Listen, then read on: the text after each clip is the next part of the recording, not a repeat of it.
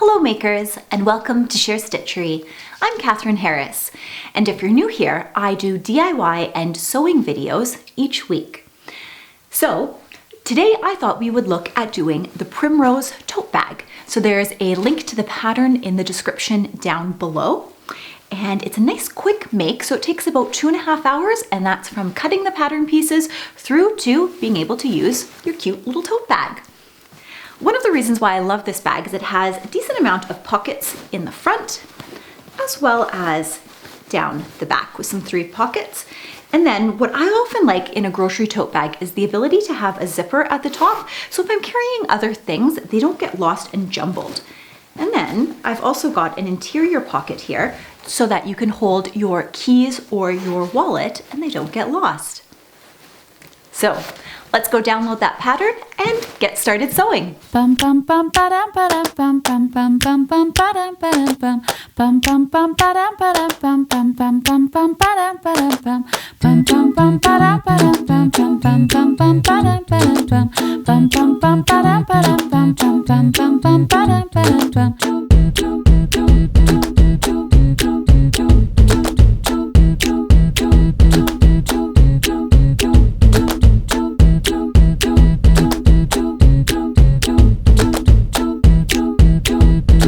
To prepare your pattern pieces, make sure you turn off the scaling before you go to print them. Next, you're going to cut out all your pieces and fuse the interfacing to the pieces that are required. So you'll be fusing it to the main body pieces and the upper lining. And so just showing you the outer body pieces here and how we're fusing the top lining piece that goes above the zipper to the interfacing, and you're just going to center that on. So first press your material so it's nice and flat, then you're going to place your interfacing on and fuse that down. Make sure you've got the sticky side down. And next, this is just showing you what the body pieces will look like, so there are edges around it. Inside pocket bag. So this is out of our inner lining fabric, so you'll have 2 pieces of the inner lining and you're only going to need 1 for that. Turn it right side up, facing you on the work surface, and grab your pocket bag and place it right sides together. And then 2 inches down from your center, just mark a piece. And I'm just using my quilting ruler to get everything lined up exactly as it needs to be. And then you're going to pin that in place so that it doesn't shift on you. So the way we're going to do this zipper is it's similar to a welt pocket. So you want to draw a box. And so this box is going to be 1.5 inches down from the top of your pocket. So just make a little dot there so that we know where that is. And then we're going to start to draw the box. And then the box is going to come down about 0.5 inches wide and 8 inches long. And so I'm just drawing that on, and I'm just using my tape measure to get the 0.5 inches, and then we'll do the 8 inches across, making sure that that is centered on our fabric here. And the next step is you're going to draw in 2 little triangles or wings, and then in the very center you are going to place a center line. And now we are going to take this over to the sewing machine, and we want to stitch all the way around this box. So one tip is don't start right at the corner because you want this to be exactly square, and turn your stitching length down to about 1.5 centimeters, which will give you a shorter stitch length, and it'll enable you to be more precise with your needle when you get to these corners here. So I'm just putting my needle down and I'm being very precise as to where that corner is, and I'm actually adjusting my stitch length down to about 0.5 here, just so that I get it exactly as it needs to be. And then coming down, and we're going through all 2 layers of fabric when we're doing this. And then we're going to stitch across the other side, making sure that we're staying very straight.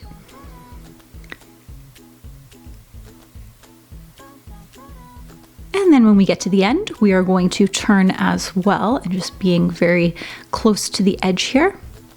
And then coming back to the start, and don't forget to backstitch at the start and the end.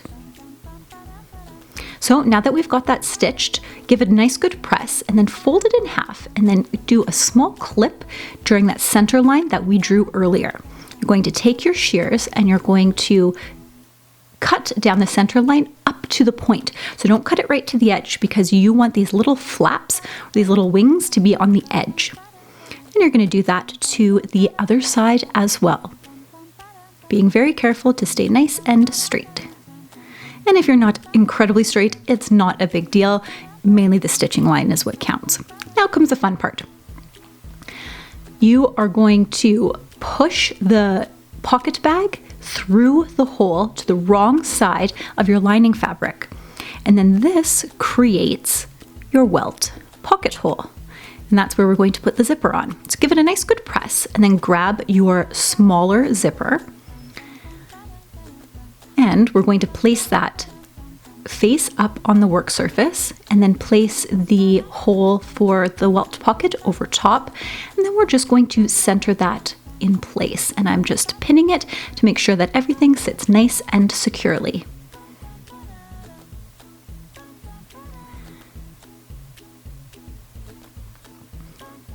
And then as you get closer to the end, you're going to need to pull the zipper out. So next we're going to switch to our zipper foot because we want to get nice and close to the edge here. And we're going to start right in the middle, back stitching and going along here. And be very careful when you're stitching down the sides here, especially if you've got a metal tooth zipper, because you could break a needle. So I'm just pulling this by hand. And what you want to do is once you get to the end, you want to back stitch back over those same stitches. Be very careful going over those zipper teeth and then go back over it again to continue the rest of your stitching.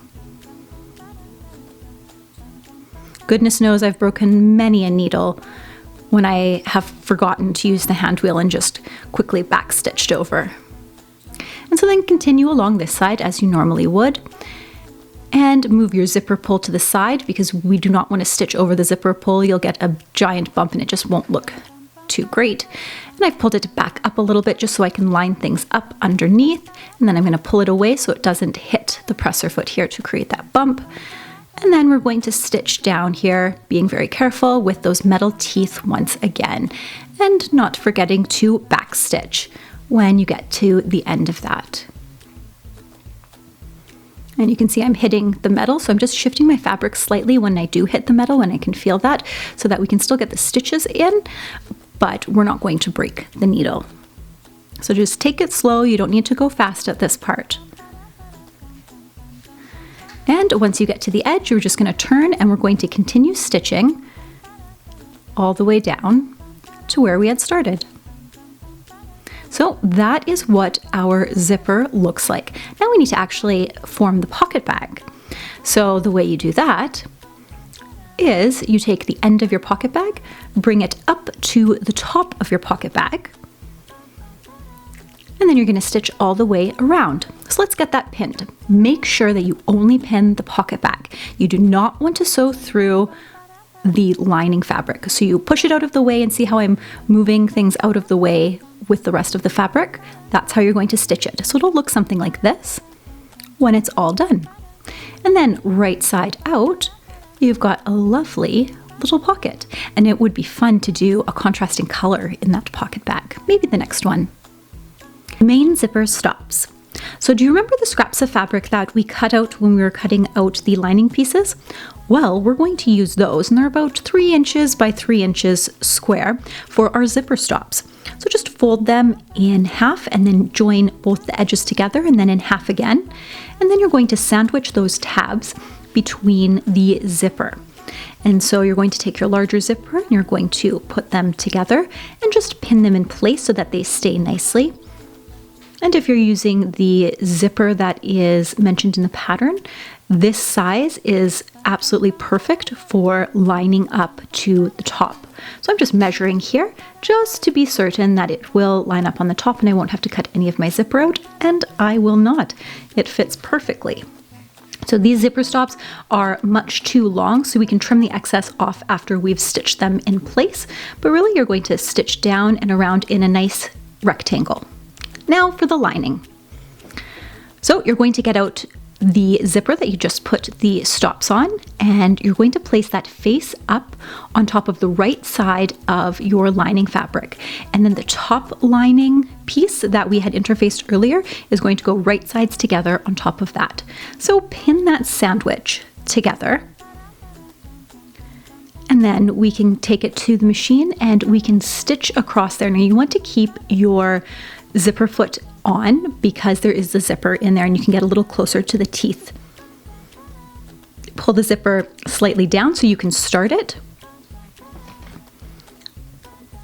I zipped it back up, so I gotta pull it back down again, but pull it down so we can get that stitched. So starting at the end, make sure you back stitch, and you're going to stitch all along that. And if you cut things correctly, you should be stitching right along the interfacing line. Now the reason the interfacing doesn't go right to the edge is we don't want that excess bulk in our seams. It'll just make it much too bulky and harder to turn. So give it a good press, and this is what it looks like. So you've got the zipper sandwiched in between, and it opens up on top of that. Now take it to the machine and we are going to top stitch that. So I'm just following the edge of my zipper foot and top stitching just through that one layer on the upper lining. And next we are going to place upright the other lining piece that we have, and then also face up is going to be the zipper sandwich we've just put on, but it will be the other edge of the zipper. And just as we did before, we're going to have it line up with our top lining, and we're going to pin that sandwich in place. And we're going to do the exact same thing with top stitching on this one once this one is nice and stitched.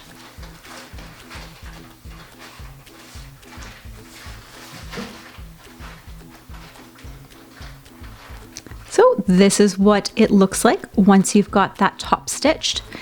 And then this is what it looks like from the lining side. So you've got all your seams nicely concealed with the zipper that goes just inside the brim a little bit. So now we are going to pin this together because we need to stitch the side seam. So you're going to match up those two seams where the zipper is and pin all the way down. Do that on both sides. That's just trimming off a bit of the excess. Don't forget to leave an opening about 5 inches on one of the side pieces, and then pin the bottom piece because we're going to stitch that as well. Do not stitch the corners. So the bottom and the sides, and leave a small opening. So you can see I've left an opening and I've marked that in blue so you can see it a little better. And then we're going to take it over to the iron and we're going to press those seams open. And we're going to do the box corners. So once the seams are pressed open, we can then match up those seams. So the side seam matches up to the bottom seam. And you're going to put a pin there because you want them to come exactly in the middle. And then you're just going to pin there, and I almost see it like 2 little triangles as we're popping them together. You can see the fabric forms a bit of a triangle. That's how we're going to form the box pleats, or not pleats, but the box corners. And stitch across there the same seam allowance. And once that's done, you're going to pop that right side out and give it a little press. And this is what the right side of your lining looks like. Now on to the outside pockets. So you are going to cut 2 of the outer pockets in your fashion fabric, and then you're going to fold them in half and give them a nice good press, making sure that the ends line up nicely. And once that's been given a press, you're going to take it to your machine and you're going to top stitch along the top. I decided to use a twin needle and I think it looks just lovely. Now grab the main body of your tote. You just need 1 for each pocket. And you're going to place that pocket on with the folded edge that you just top stitched facing up. And line up the bottom. And then you're going to pin that in place so that it doesn't shift on you. And so this will be our tote bag front. So I'm just grabbing the pattern and I am finding exactly where the middle is. So I've got my middle in that notch and I'm just going to make a little mark there. And then I'm going to get out my handy dandy quilting ruler and draw a line parallel down to the bottom of the bag, and this will create 2 pockets on the front of the bag. So we're going to stitch all the way down, and don't forget to do a bar tack at the top just for added security. Next, you're going to flip it over and you're going to cut out those squares that are dotted on your pattern and trim any excess if you need to true anything up on the sides of the pocket to make sure it matches with the rest of the tote bag body. And on the back, I'm just dividing it into thirds and doing the exact same thing and stitching down. Next are the straps. So we're going to grab the handles, and this is what our handle will look like. And you're going to fold it exactly the same way as we folded the zipper pulls. You're going to fold it in half, and then you are going to open it up and you're going to put both of the edges to the center and press those in place. And then I like to flip it around so I can get the other end because I like to work pushing the fabric up. And you're going to have both fabric meet in the center. That way, when you fold it over, you will have no raw edges showing. And press that nicely and then take it over to your machine where we are going to top stitch all around the outside of the handles. Now I just went around on the ends. You don't necessarily need to, but it's faster than back stitching and cutting my threads. So next we're going to place the handles on the body pieces of the tote bag. And so you're going to measure 3 inches away from the center line, and that is where you're going to place your straps. So I'm just using some magic clips to hold them in place. You could use pins if you like. And then we are going to stitch those on and use a zigzag stitch because it is a bit more sturdy. Now for the main body of the tote. So once we've got all of this done, we're going to put right sides together, just like we did with the lining, and we are going to pin down both sides of the tote bag and being very careful to match up those pockets and that you've got all the layers in there, because there tends to be quite a bit of layers, especially along the bottom. So use a strong needle when you stitch it. Stitch the bottom and both sides, and you do not need to leave a hole for turning on this one. Press those seams open. And now we're going to box the corners, just exactly as we boxed them before, matching up the 2 seams from the side seam and the bottom seam, placing a pin in there, and then pinning across the rest of that and stitching across there. So once that's done, you're going to pop it right side out, give it a little press along that boxed corner. And this is what it looks like so far. Here's where you can add a label if you wanted to add a label on the front. Grab your lining, and your lining should still be inside out, and then you're going to place your turned out bag inside your lining. So right sides are facing, making sure your handles are pointing inside. And then you're going to match up the side seams on either end. So I'm just finding the side seams and then pinning on either side of them. And then now I'm going ahead and pinning the rest of the bag closed, making sure that I have all the pieces in there that are required. And then we're going to stitch along the entire top perimeter of the bag. So once that is done, then you can open it up and berth your bag, if you will, and pull the bag very gently through to the right side, through the hole in the lining. And once that is done, you are going to want to give it a nice good press, because it is a tad wrinkly. And then you're going to stitch closed the opening. You can ladder stitch it so you can't see, or you can just do it by machine because it's in the lining. So this is what it looks like so far. And next you are going to stitch along the top, but before you do that, make sure you give it a nice crisp press.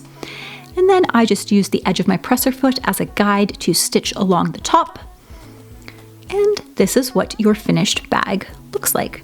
So you've got a top zipper, so nothing will fall out. And then you've got an interior zipper, so if you wanted to put your keys or your wallet in there, and then you can put all your groceries in the tote bag or whatever you'd like to carry. think it would make a nice beach bag as well. And it zips up quite nicely. And there's your nice, quick tote bag. And there you have it, makers. A nice grocery tote bag that you can make in just a couple of hours. I would love to see your design elements. You can really change things up by changing out the pockets on the front or even the handles and seeing what you come up with for your bags. Don't forget to share them with #ShareStitchery. And if you like this video, don't forget to give it a big thumbs up. And if you haven't done so already, consider subscribing down below. And don't forget to hit that bell notification so that you get notified each time we have a new video. Until next time, makers, let's get our Sew-Spiration on.